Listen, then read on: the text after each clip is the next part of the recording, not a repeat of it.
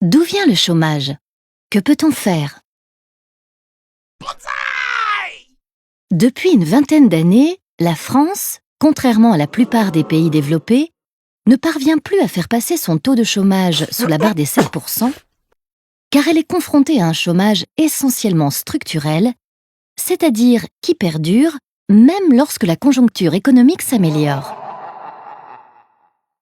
On pointe souvent du doigt les entreprises qui délocalisent leurs activités à l'étranger ou qui profitent des progrès techniques pour remplacer certains emplois par des machines.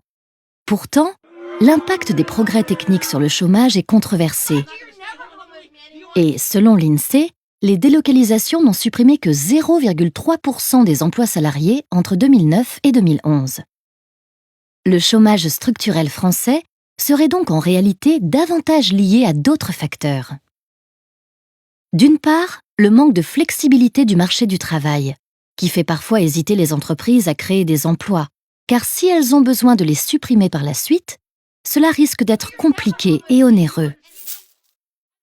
Et d'autre part, l'inadéquation des qualifications des travailleurs pour répondre aux besoins des entreprises. Certains secteurs, comme l'informatique ou les services aux particuliers, manquent de main-d'œuvre qualifiée. Résultat, en 2013, malgré plus de 10% de chômage, 380 000 postes n'auraient pas été pourvus. Pour lutter contre le chômage, on pourrait donc notamment valoriser les filières qui recrutent et faciliter les reconversions professionnelles. Mais aussi, pourquoi pas, s'inspirer du modèle danois de flexi-sécurité qui consiste à garantir de bonnes indemnisations chômage en compensation de la flexibilité accordée aux entreprises pour recruter et licencier. Cependant, il ne faut pas limiter les remèdes aux causes structurelles, car le chômage augmente aussi du fait de la détérioration actuelle de la conjoncture économique. Il est donc en partie conjoncturel.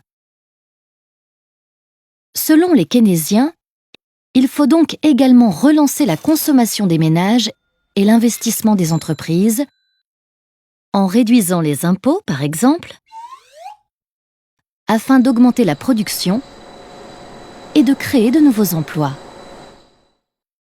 Néanmoins, les produits les plus consommés en France étant aujourd'hui généralement importés, la plupart des emplois créés le seraient sûrement à l'étranger.